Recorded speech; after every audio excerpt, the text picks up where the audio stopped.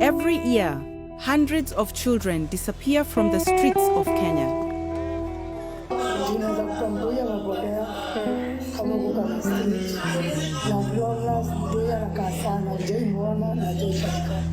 But who takes them and where they end up has always been a mystery.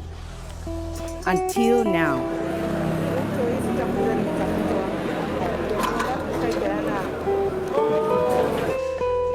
For over a year, Afrika has been investigating Kenya's underground trade in stolen children. Mbona nichukue mtoto wale na sijashindwa kule hata kani kwa street. Anirudishie mtoto wangu na ache kutuibia watoto.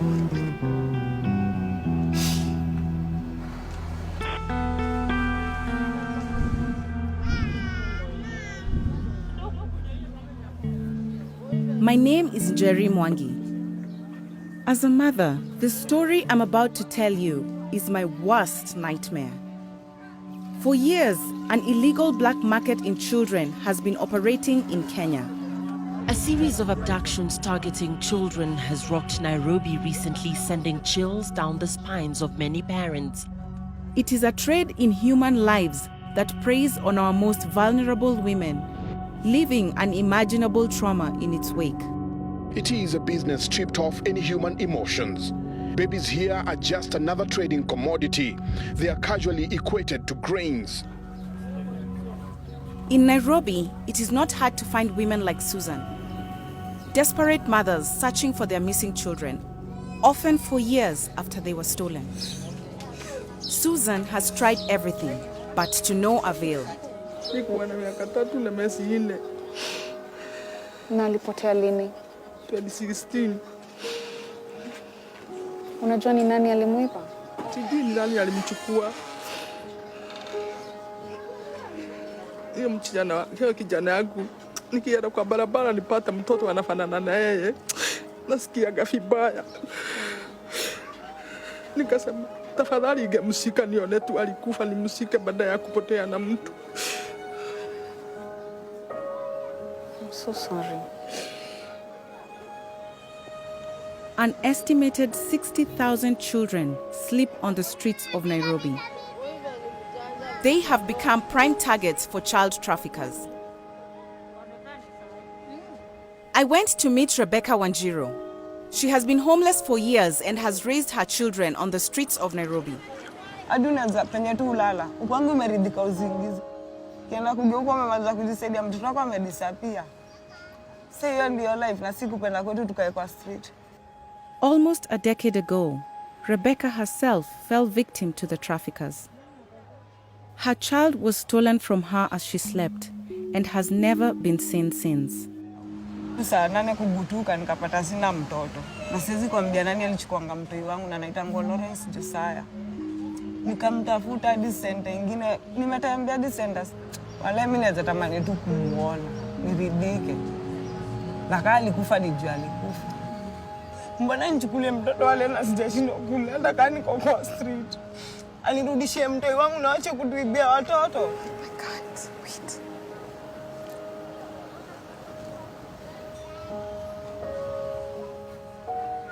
I've met 3 ladies today who lost their children, got snatched in the streets in their sleep, and they haven't seen them in so many years. They don't know whether they're alive or dead. I hope with them that they will find their children someday. But who are the shadowy figures preying on these women? We've been approached by an informant. She claims to know an active child trafficker called Anita, who steals children and sells them to the highest bidder. Our informant agrees to go undercover and to meet Anita. She wants to find out why these children are stolen and where they end up.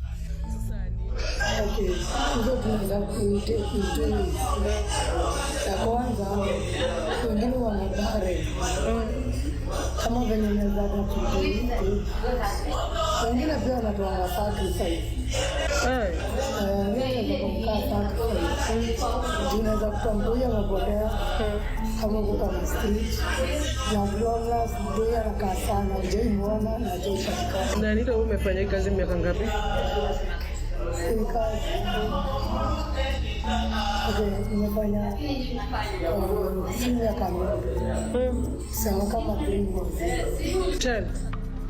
But just how many Anitas are out there on our streets?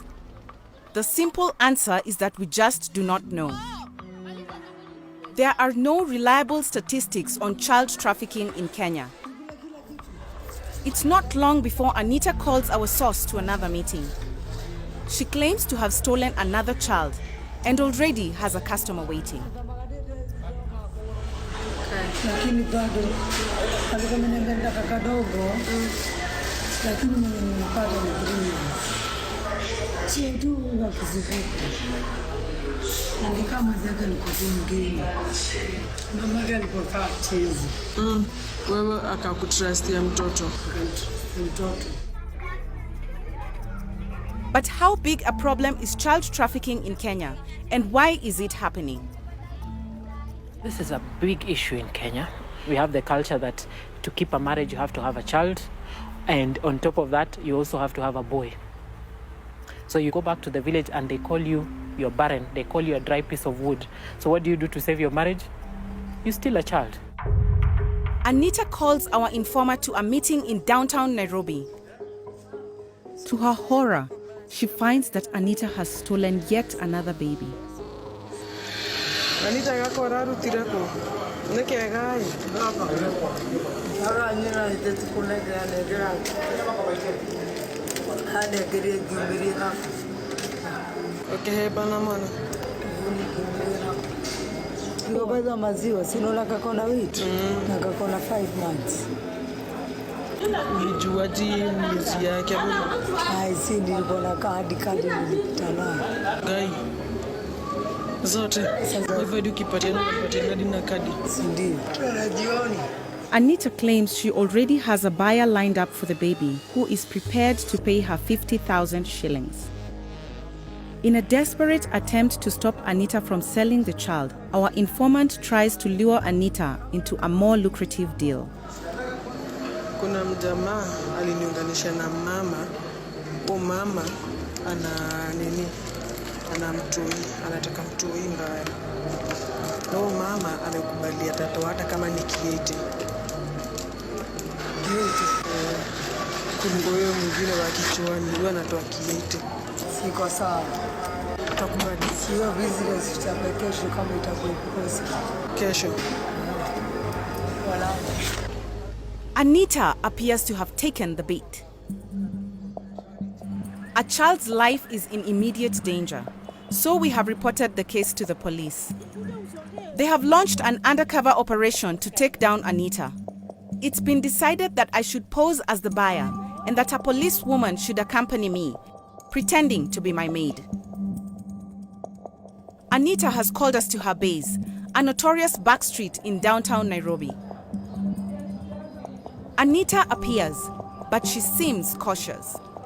And to my dismay, there is no sign of the baby.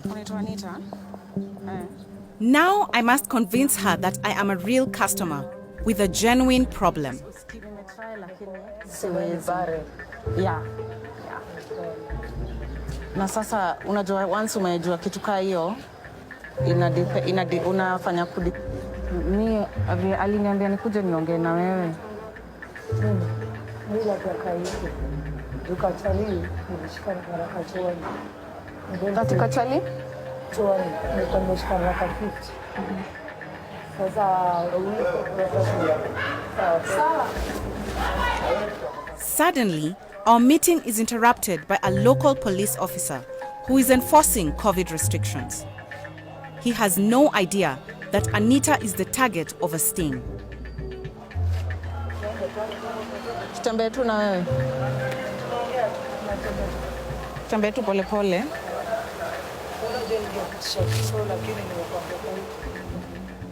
As soon as the police leave, Anita continues the negotiations.